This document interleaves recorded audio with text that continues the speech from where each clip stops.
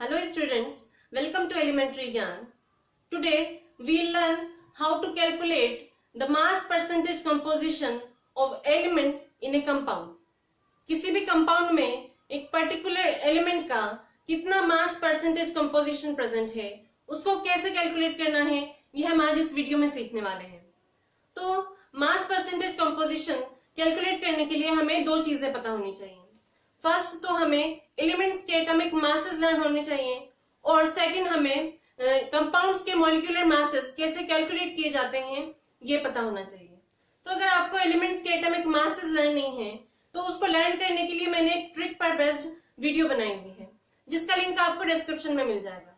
और अगर आपको एलिमेंट्स के एटॉमिक मासेस पता है तो उनके मॉलिक्यूलर मासेस कंपाउंड्स के आप इजीली कैलकुलेट कर सकते हैं। वो कैसे किया जाता है इस पर बेस्ड भी मैंने वीडियो बनाया हुआ है, तो पहले आप उसको देख लें, उसके बाद हम ये देखेंगे। तो जो एलिमेंट्स होते हैं उनका percentage composition bye there masses calculate करने के लिए एक रिलेशन होता है। वो रिलेशन क्या है, let us see. Mass percentage composition is equal to total mass of element divided by molecular mass into 100%।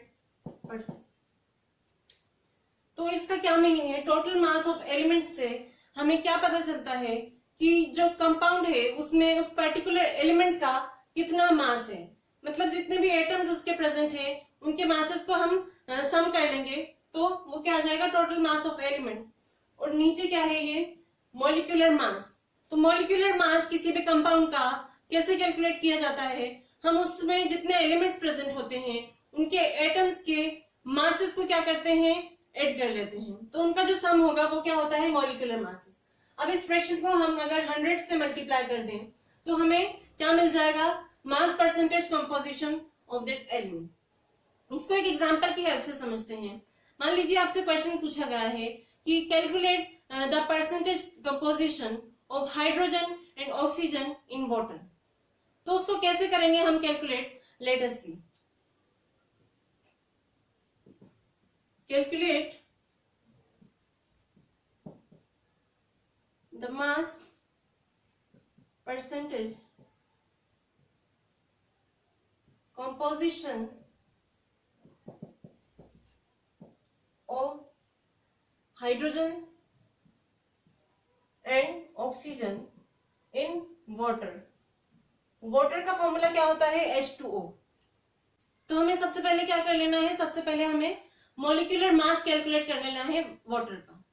उसके बाद हमें क्या करना है, हाइड्रोजन और ऑक्सीजन इन दोनों के कितने मासेस प्रेजेंट हैं H2O वाटर में, H2O में, वो हम लिख लेंगे अलग से।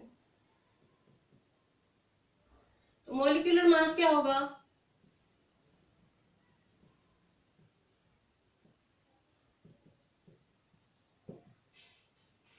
टू इसमें हाइड्रोजन एटम प्रेजेंट है और एक ऑक्सीजन एटम प्रेजेंट है।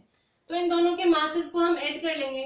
2 इंटू 1 प्लस ऑक्सीजन का एक ही एटम है तो उसका एटॉमिक मास क्या होगा, 16। 2 plus 16 which is be equal to 18U। ठीक है, ये वाटर का आ गया मॉलिक्यूलर मास। अब हाइड्रोजन का कितना प्रेजेंट है मास इसमें, मास ऑफ हाइड्रोजन इन H2O कितना है, ओनली और 2 एटम प्रेजेंट है तो 1 इंटू 2, क्योंकि हाइड्रोजन का एटॉमिक मास होता है 1, तो इसको 2 से मल्टीप्लाई कर देने पर क्या आ जाएगा, 2U। एंड ऑक्सीजन का कितना होगा मास,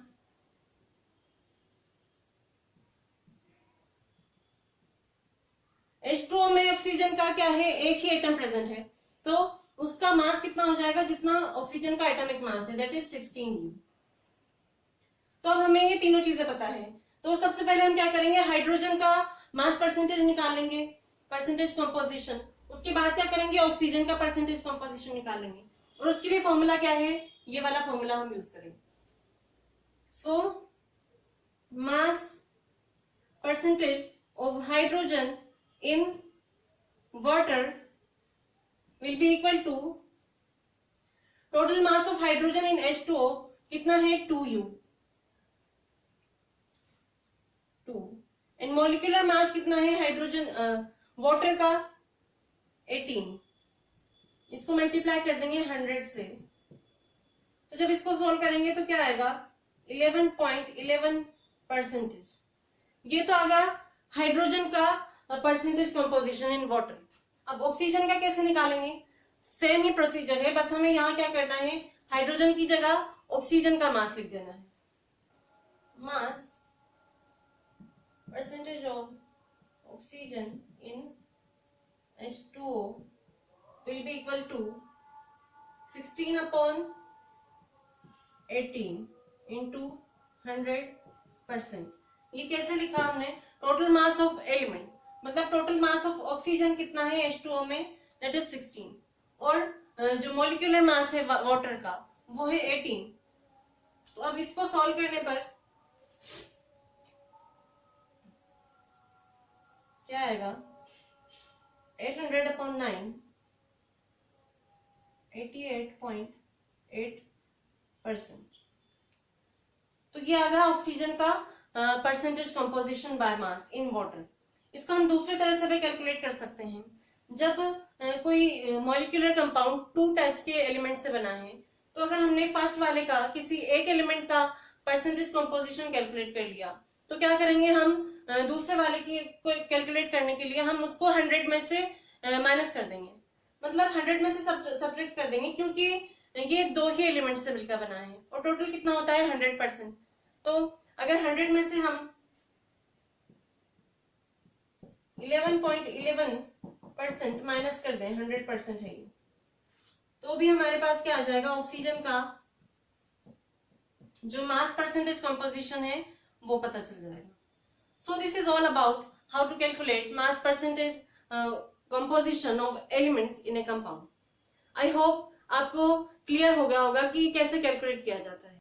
सो now I will see you in the next video with the next topic.